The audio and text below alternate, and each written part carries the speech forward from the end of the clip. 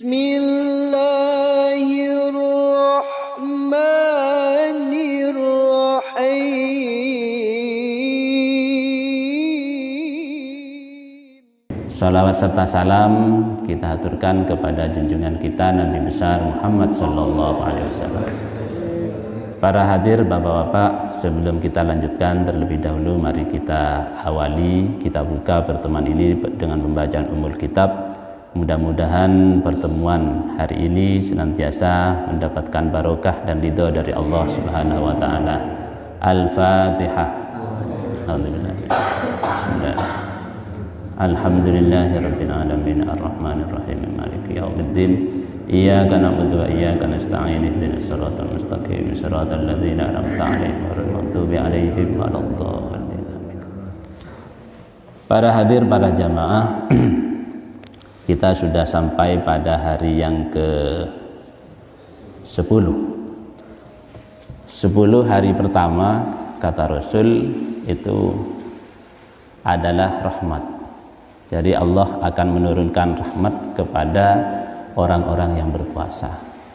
Ya, mudah-mudahan rahmat yang akan diturunkan oleh Allah ini bisa kita dapat, bisa kita raih, sehingga ini menjadi bekal kita untuk menyempurnakan ibadah, khususnya puasa kita, dan juga ibadah-ibadah yang lain yang kita laksanakan pada bulan Ramadan. Hadirin yang saya hormati,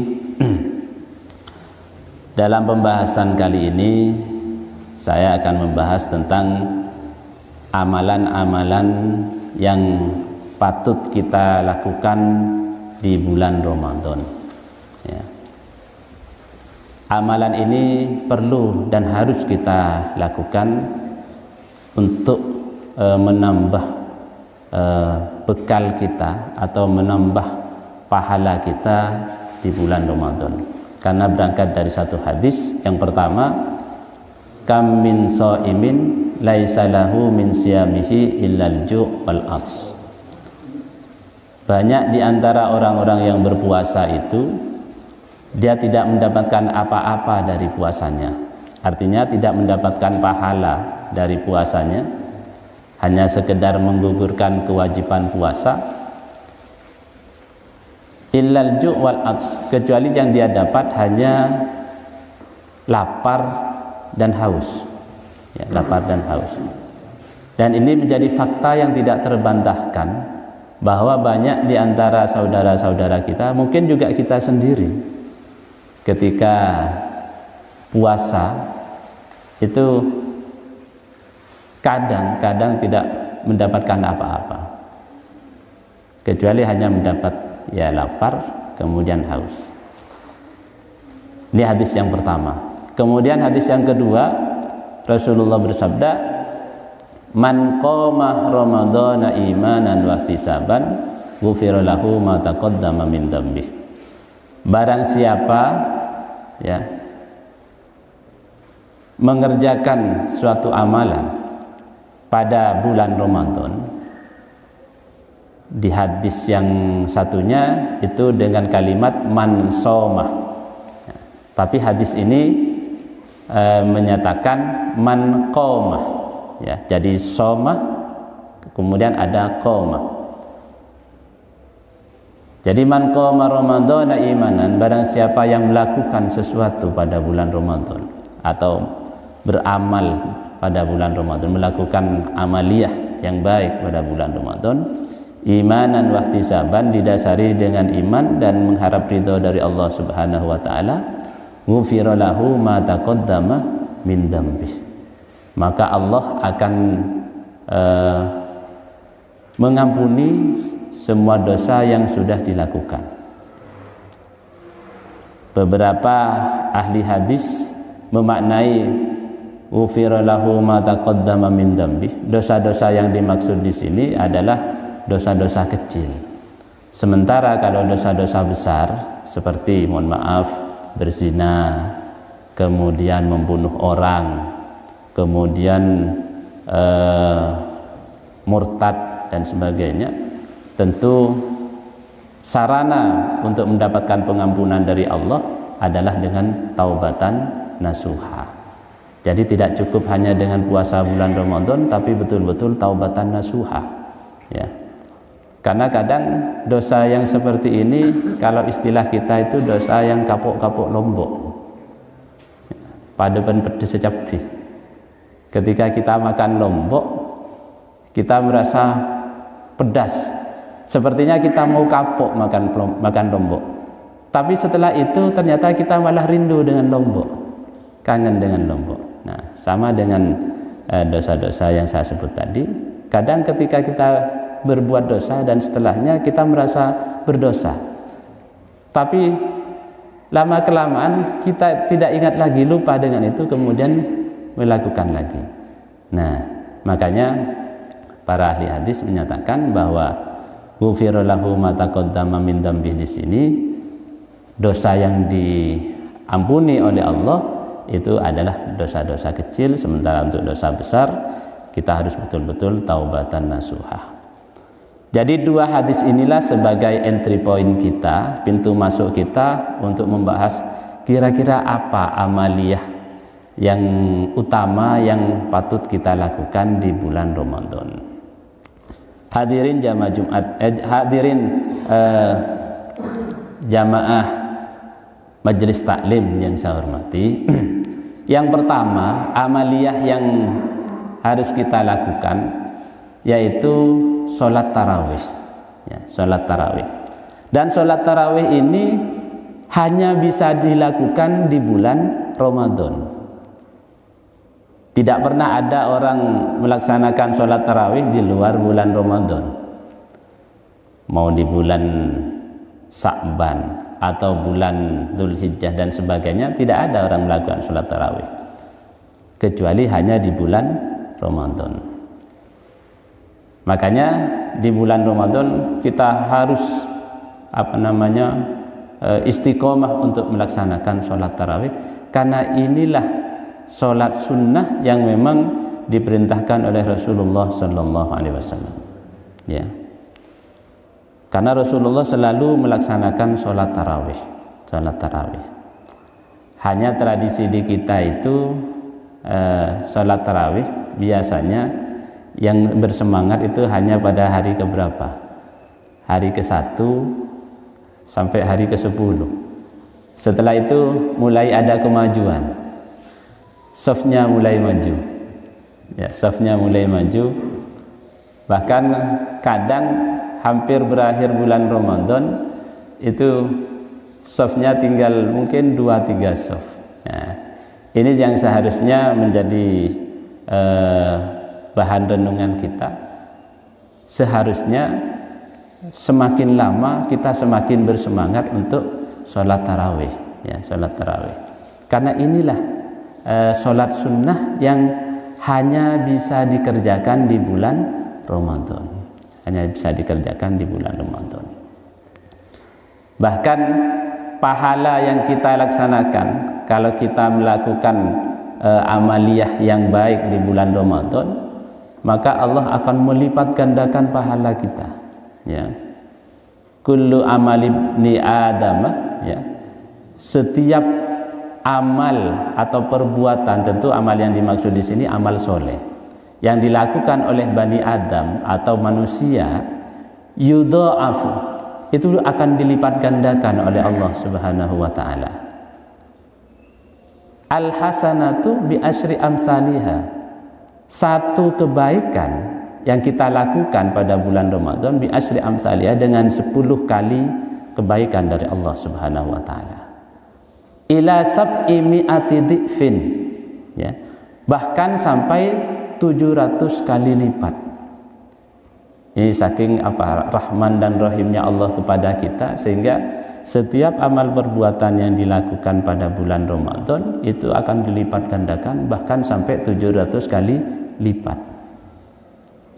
Sholat tarawih itu hampir tiap malam kita lakukan, ya, hampir tiap malam kita lakukan dengan rakaat yang mungkin variatif. Ada yang melaksanakan dengan 8 rakaat, ada yang melaksanakan dengan 20 rakaat.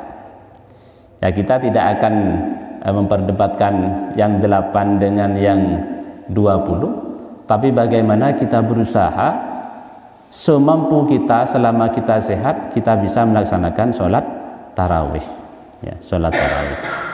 Karena sholat tarawih ini termasuk bagian dari qiyamul lail, ya, ibadah yang dilakukan pada waktu malam hari, ya.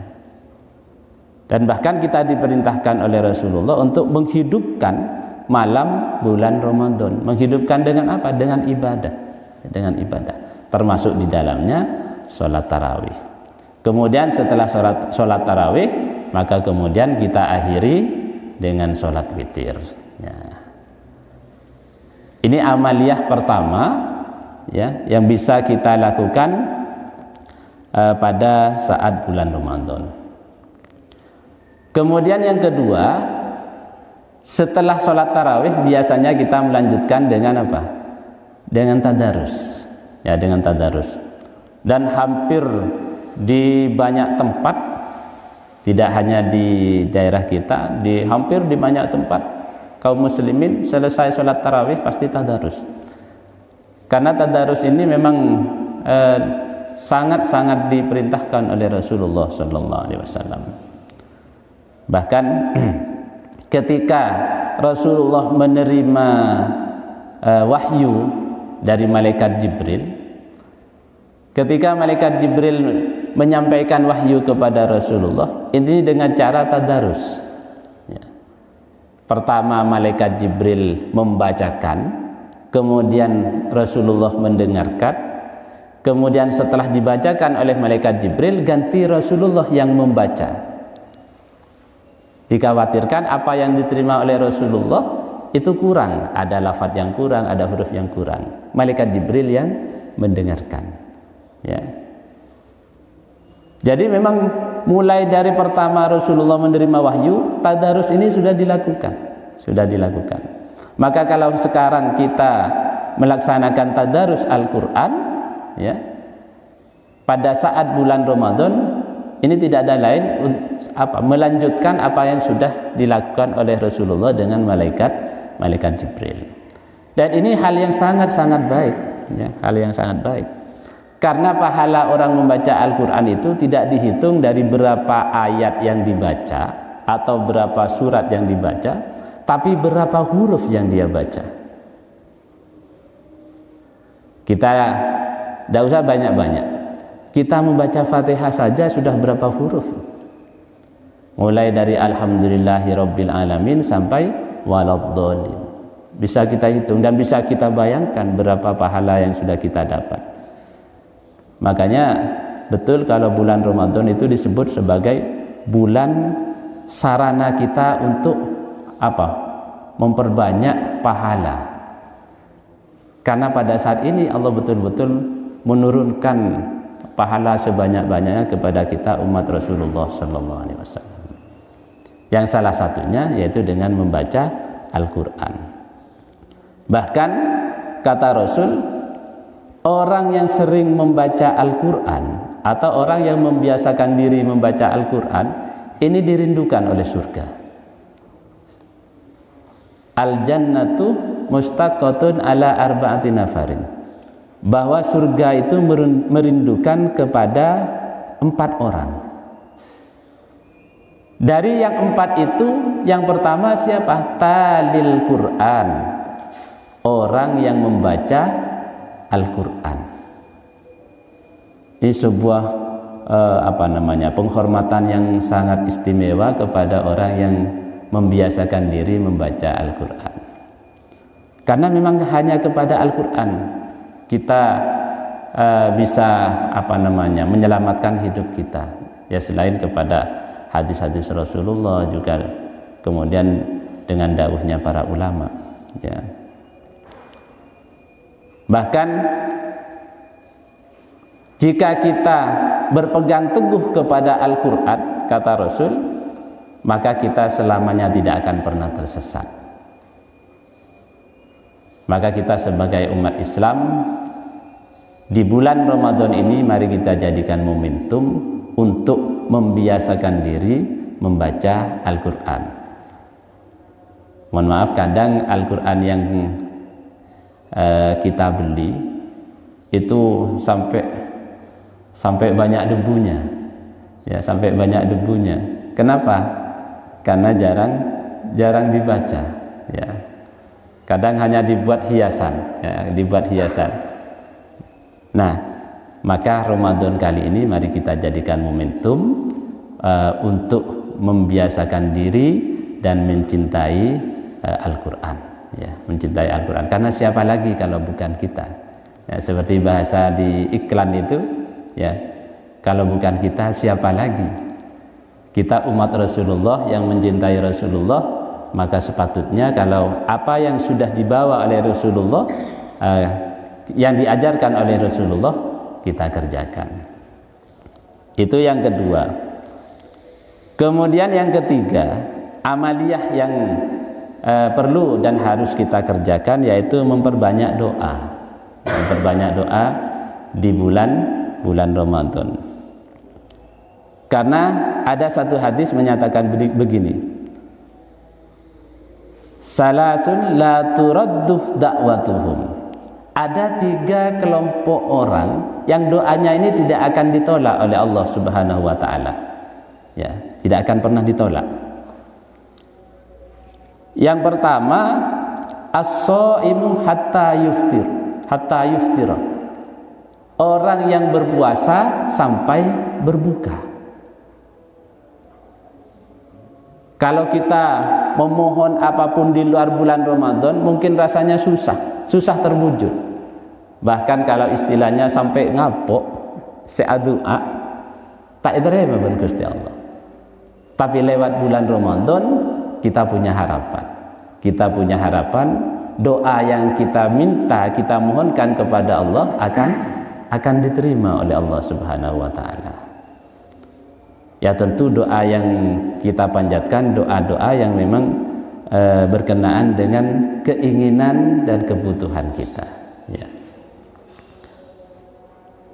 Kemudian yang kedua, doa yang tidak akan pernah ditolak oleh Allah Subhanahu wa taala yaitu da'watul walidih li waladihi. Doa orang tua untuk anak-anaknya.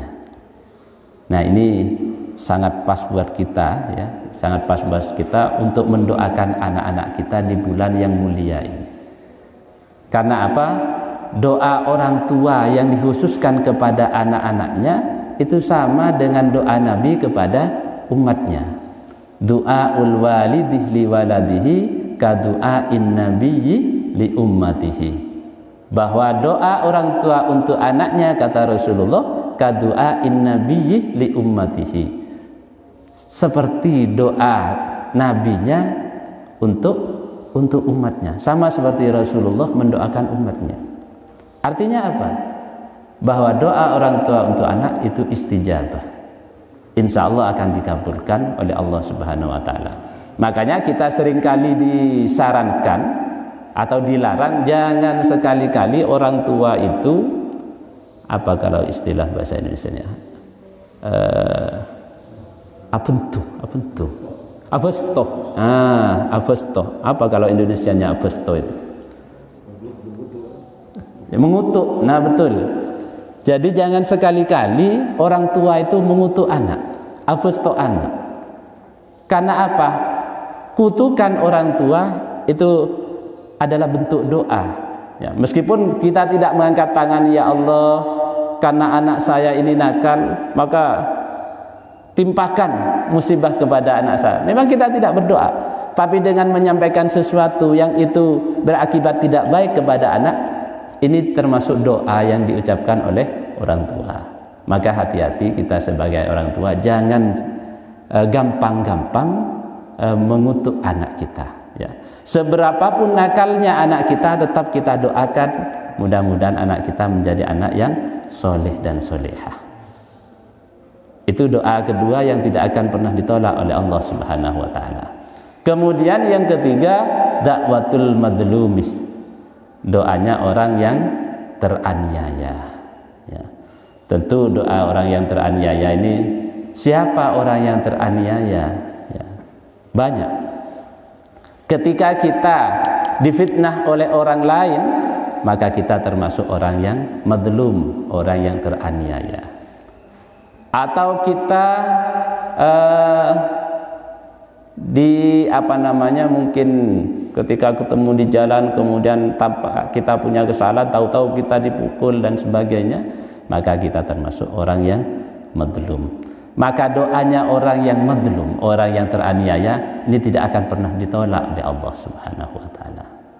Tapi mudah-mudahan kita tidak termasuk orang yang teraniaya, ya. Mudah-mudahan tidak termasuk orang yang teraniaya, tapi termasuk orang-orang yang berbahagia di dunia sampai akhirat. Amin Allahumma amin. Kemudian yang keempat, amaliyah yang bisa kita lakukan yaitu kita taftir atau memberi buka kepada orang yang berpuasa.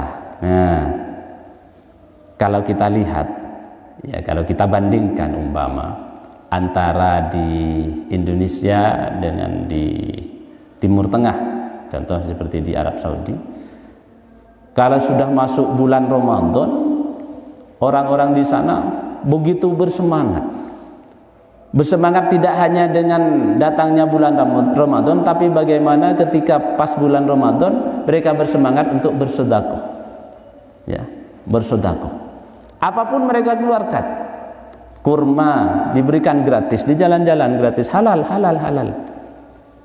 Bahkan ketika sampai waktunya berbuka, mereka menggelar tempat, kemudian di situ diberi makanan. Siapapun yang lewat itu disuruh mampir, mari buka, iftar.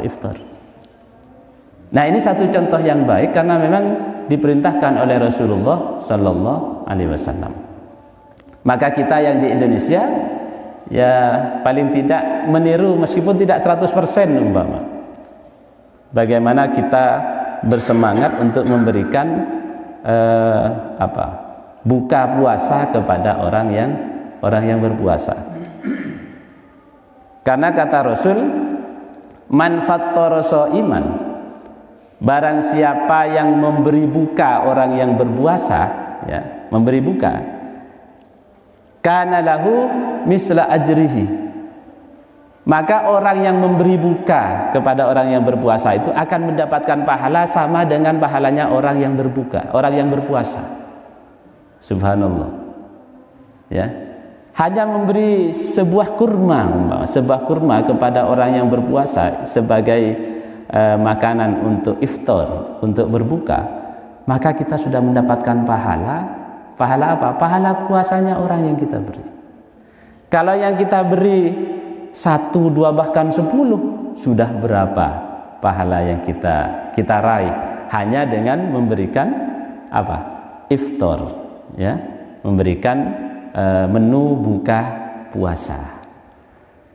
Ya tidak harus banyak, tidak harus kemudian mengundang orang satu kampung, tidak. Hanya dengan 1, 2 orang kita beri ini sekedar untuk berbuka umpama. Ini sudah pahalanya luar biasa, ya. Yang kadang ini tidak menjadi perhatian kita. Karena apa? Yang menjadi perhatian kita, fokus kita biasanya pada bulan Ramadan itu lebih banyak pada apa? Tarawihnya, kemudian tadarusnya, ya, witirnya. Tapi hal-hal seperti ini kadang luput dari perhatian kita. Nah, makanya mulai sekarang mungkin perlu kita untuk membiasakan diri, ya, Tidak harus banyak. Ya. Tuh.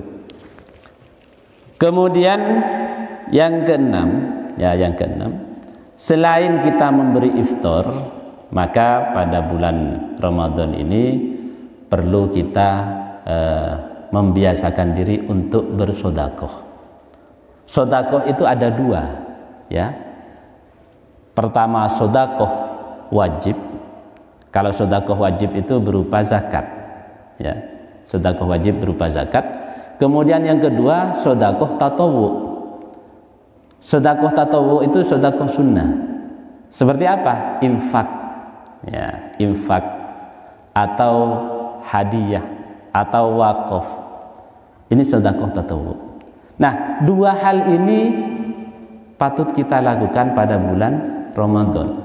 Sedekah wajib jelas, ya. Sedekah wajib. Apa yang kita keluarkan pada bulan Ramadan? Zakat fitrah. Zakat fitrah. Kita mengeluarkan sebagian dari makanan pokok kita diberikan kepada fakir miskin. Kalau dihitung sekarang berapa kilo kira-kira? 2,8. Atau kalau kita bulatkan menjadi 3 kilo. Ada yang 2,5 kilo, tapi itu mepet gitu, ya. Mepet karena setelah dihitung dengan mud yang asli, mud itu ukuran atau takaran beras pada zaman Rasulullah, setelah dihitung ternyata ketemu angka 2,8. 2 kilo 8 on, ya. Setelah dihitung ternyata ketemu 2,8. Jadi kalau kita bayar zakat 2,5 itu masih sangat kurang, mepet, ya, mepet. Maka lebih baik kita bulatkan menjadi berapa? 3 kilo. Ya, 3 kilo untuk per orang. Untuk per orang. Yang menjadi tanggungan kita. Kalau di dalam keluarga ada bapak, ibu, kemudian anak 2, berarti 2 kali 8 atau 3 kilo kali 4. Ya, kali 4. Itu yang kita keluarkan sebagai zakat fitrah. Ya. Nah, itu masuk dalam sedekah tatawwu. Sedekah tatawwu. Sedekah wajib. Kemudian sedekah tatawwu seperti kita berinfak, ya, kita berinfak, menyisihkan sebagian dari harta kita untuk orang yang membutuhkan. Bisa kepada orang, bisa kepada masjid, bisa kepada pesantren, bisa kepada madrasah, silahkan.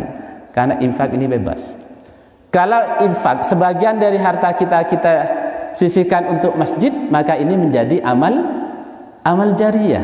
Kita sisihkan untuk pesantren menjadi amal jariyah. Kita sisihkan untuk madrasah, ini menjadi amal jariyah.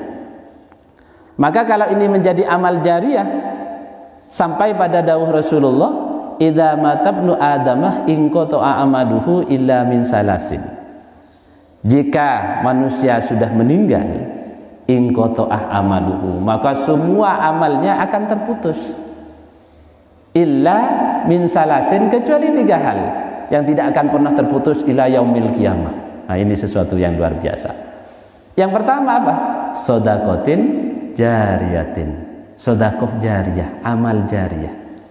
Kita hanya menyisihkan mungkin hanya sekedar 10.000, ya, atau 20.000, atau bahkan 100.000, atau bahkan sampai jutaan, ya, disisihkan, diinfakkan untuk masjid, kemudian untuk pesantren madrasah, ini akan menjadi amal jariah kita yang pahalanya akan selalu mengalir kepada kita meskipun kita sudah meninggal, ya, sudah meninggal.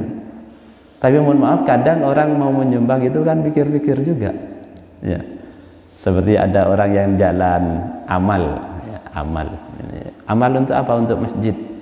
Kadang yang kita sisihkan, yang kita berikan itu sesuatu yang kurang berharga buat kita. Di dalam dompet kita ada banyak uang di situ. Ada 1.000, 2.000, 5.000, 10.000, 20.000, 50.000, 100.000. Kalau ada orang minta amal, kira-kira yang diambil yang mana? Ya, yang diambil kadang yang 1.000. Karena prinsip kita menyumbang apa? Sepenting ikhlas. Dan kalau 1.000 begitu, kapan masjidnya selesai? Ya, nah, ya. Jadi memang untuk melakukan kebaikan itu memang agak sulit buat kita. Tapi kalau kita berpikir bahwa ini semata-mata demi mendapatkan ridho dari Allah Subhanahu wa taala, maka kita tidak akan pernah berpikir uang yang kita keluarkan. Karena apa? Allah sudah menjanjikan, ya, Allah sudah menjanjikan di dalam Al-Qur'an, "Matsalul ladzina yunfikuna amwalahum fi sabilillah kamatsali habbah ambatat sab'a sanabila fi kulli sumbulatin mi'atu habbah." Ini janji Allah. Perumpamaan orang-orang yang berinfak di jalan Allah, kamatsali habbah, sama dengan dia menanam sebuah biji. Kalau kita menanam jagung, 1 biji, kira-kira yang tumbuh berapa? 1 pohon. Kita menanam kacang, yang tumbuh 1 pohon. Tapi kalau kita menanam infak, kita berinfak, kita bersedekah, apalagi di bulan Ramadan, ya. Maka kata Allah, ambatat sab'a sanabila, dari satu biji, ambatat sab'a sanabila akan tumbuh 7 tunas. 7 tunas. Fi kulli sumbulatin mi'atu habbah. Dan dari masing-masing tunas itu kita akan memanen mi'atu habbah, 100 biji. Ya, 100 biji. Kalau kita menanam tidak hanya 1 biji, tapi kita menanam sampai sekian biji, berapa yang akan kita panen? Berapa pahala yang akan kita terima? Subhanallah, ini luar biasa ya. Begitu rahman rahimnya Allah kepada kita. Ya. Makanya mari di bulan Ramadan seperti yang saya sampaikan tadi, kita jadikan momentum semangat kita untuk menjadi al-insanul kamil, hamba Allah yang sempurna di hadapan Allah Subhanahu wa taala. Ya. Jadi ini amaliyah yang keempat yang bisa kita lakukan. Kemudian juga yang kelima sebenarnya banyak tapi saya cukupkan sampai di 5, bahwa di bulan Ramadan mari kita galakkan untuk mencari ilmu, ya, seperti forum kita kali ini sarana kita untuk mencari ilmu, karena mencari ilmu itu tidak hanya sampai di kelas atau lulus SMA atau lulus kuliah, tapi kita semua mempunyai kewajiban mencari ilmu sampai kapan? Sampai meninggal, ya. Utlubul ilmah minal mahdi ilal lahdi. Carilah ilmu minal mahdi, mulai dari kita digendong oleh orang tua kita, ilal lahdi, sampai kita masuk ke liang lahat, artinya sampai meninggal. Makanya kita hari ini sebagai sarana kita untuk mencari ilmu. Bahkan kalau kita duduk seperti ini, ya, la yaqudu qaumun yadhkurunallah azza wa jalla. Orang yang duduk bersama-sama seperti di majelis ini, yadhkurunallah azza wa jalla, berzikir, mengingat kepada Allah Subhanahu wa taala. Karena saya yakin majelis ilmu itu, ya, majelis taklim seperti hari ini kan kita berzikir kepada Allah. Karena yang kita terima itu ilmu dari Allah. Dia akan mendapatkan 4 anugerah dari Allah Subhanahu wa taala. Yang pertama, illa haffathumul malaikah. Para malaikat akan menemani kita. Kita memang tidak melihat para malaikat di sekitar kita. Tapi kalau mengingat dawuh dari Rasulullah ini, kita yakin bahwa di tempat ini hadir banyak malaikat. Yang kedua, wa ghasyiyatuhumur rahmah. Allah akan menuangkan kepada yang hadir di sini rahmat. Susah kita mendapatkan rahmat Allah kalau kita tidak berbuat baik, ya. Tapi lewat majelis taklim maka Allah menurunkan rahmat. Kemudian yang ketiga, wa nazala alaihimus sakinah. Allah akan menurunkan ketenangan. Maka nanti panjenengan ketika hadir di majelis taklim kemudian pulang ke rumah masing-masing, insya Allah hati dengan perasaan yang tenang. Kenapa? Karena sudah diberi ketenangan oleh Allah Subhanahu wa ta'ala. Kemudian yang keempat, ini sebagai puncak kenikmatan yang kita dapat kalau kita hadir pada majelis taklim, wa dzakarakumullahu fi man indah. Allah akan mengingat orang-orang yang hadir di majelis taklim. Nikmat apa yang lebih besar dibanding kenikmatan kita diingat oleh Allah Subhanahu wa ta'ala. Sama dengan para suami diingat oleh istrinya. Ketika kita kerja di jauhnya, kemudian ditelepon oleh istri kita, bagaimana kabarnya di sana, sudah makan, sudah. Belum ditanya begitu, ketika sudah terlihat di HP kita itu nomor istri kita sudah merasa apa? Bahagia, karena sudah diingat. Lebih-lebih yang mengingat kita siapa? Allah Subhanahu wa taala, ya. Jadi ini para hadir, para jamaah, beberapa amaliyah yang bisa kita kerjakan di bulan Ramadan, ya. Supaya apa? Supaya puasa kita, puasa yang kita kerjakan betul-betul memiliki nilai yang tinggi di hadapan Allah Subhanahu wa taala, tidak hanya puasa sekedar menahan lapar dan haus, ya. Kemudian yang paling akhir, ya, kalau itu amaliyah yang harus kita kerjakan di bulan Ramadan, kemudian yang terakhir apa? 5 hal yang bisa merusak puasa kita, ya. Kalau ini kita kerjakan, maka puasa kita akan tidak ada nilainya di hadapan Allah Subhanahu wa taala, seperti hadis yang pertama kali saya sampaikan, kam min shaimin laisa lahu min siyamihi illal ju' wal 'aths. Banyak orang yang berpuasa tapi dia tidak mendapatkan pahala dari puasanya, kecuali hanya sekedar lapar dan haus.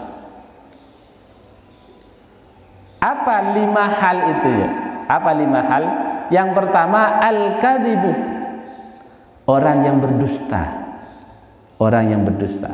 Maka mari kita hati-hati pada bulan Ramadan ini, jangan membiasakan diri berdusta atau menyebarkan berita apa? Berita hoax. Berdusta itu tidak hanya lisan ternyata untuk hari ini, tapi apa?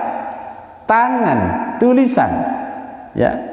Mohon maaf, sekarang kan sering kali kita menerima WA, karena sekarang sudah tren WA. Kita menerima WA bahwa di daerah A ini ada pembunuhan, yang dibunuh ustadz. Padahal ini berita bohong yang tujuannya untuk apa? Supaya orang ribut. Sehingga dengan keributan ini orang yang mengirim berita merasa senang, ya. Maka kalau kita kerjakan di bulan Ramadan, dia tidak akan mendapatkan apa-apa dari puasanya. Kemudian yang kedua, wan namimah, mengadu domba. Mengadu domba. Yang satunya, berita satunya disampaikan ke satunya, jawaban dari yang satunya disampaikan lagi ke orangnya, diadu domba, sehingga kemudian terjadi perselisihan, pertengkaran. Nah, ini yang tidak kita harapkan. Kemudian yang ketiga, wal ghibah, ghibah, membicarakan aib orang lain, dan ini biasanya yang sering kita lakukan. Kadang ketika kumpul-kumpul, ada saja yang kita rasani, ya, kita bicarakan, oh si fulan itu begini-begini, si fulan itu begini-begini, ya. Karena lidah tidak bertulang, ya. Sehingga ketika membicarakan aib orang itu rasanya nikmat, ya, rasanya nikmat. Nah, kalau ini kita lakukan, maka kita tidak ada apa-apa dari puasa, ya. Kemudian yang keempat, wal yaminul kadzibah, sumpah yang palsu. Sumpah palsu, ya. Sumpah palsu itu seperti kita sebenarnya melakukan sebuah kesalahan, tapi ketika dituduh oleh orang, lu sampean ini melakukan kesalahan, oh tidak, demi Allah saya tidak melakukan, padahal dia melakukan. Maka kalau ini kita lakukan pada bulan Ramadan, kita tidak dapat apa-apa dari bulan Ramadan, ya. Kemudian yang terakhir, yang kelima, wan nadru bisyahwatin, melihat sesuatu dengan syahwat. Maka mari kita hati-hati dengan masalah ini, terutama karena sekarang kita hampir tidak ada waktu lepas dari apa? Dari gadget, dari HP. Yang kadang kalau kita pegang HP, tidak hanya WA yang kita tulis, tapi kadang kita masuk ke situs-situs yang tidak benar. Nah, situs-situs yang tidak benar. Nah, kalau kita kemudian masuk ke situ, kemudian kita bersahwat, karena saya yakin ketika kita sudah masuk ke situs yang tidak benar, pasti di situ akan apa? Ada syahwat. Atau mohon maaf, kita lewat di pinggir sungai umpama, ya, kita lewat di pinggir sungai, karena masih di sebagian masyarakat kita ada yang kalau mandi di mana? Di sungai. Nah, kita lewat, kemudian kita melihat sesuatu yang di situ mengundang syahwat kita, ketika kita berpuasa, maka pahala puasa kita tidak akan kita terima. Ya. Jadi 5 hal ini yang tidak boleh kita lakukan. Ya. Tidak boleh kita lakukan. Pertama, al-kadhib, kemudian yang kedua an-namimah, kemudian yang ketiga ghibah, kemudian yang keempat al-yaminul kadhibah, kemudian yang kelima wan-nadru bisyahwat. Mudah-mudahan para hadir kita bisa meninggalkan yang 5 ini, tapi kita bisa melakukan amaliyah seperti yang sudah saya jelaskan di awal tadi. Dan yang paling utama, mudah-mudahan puasa kita diterima oleh Allah Subhanahu wa ta'ala.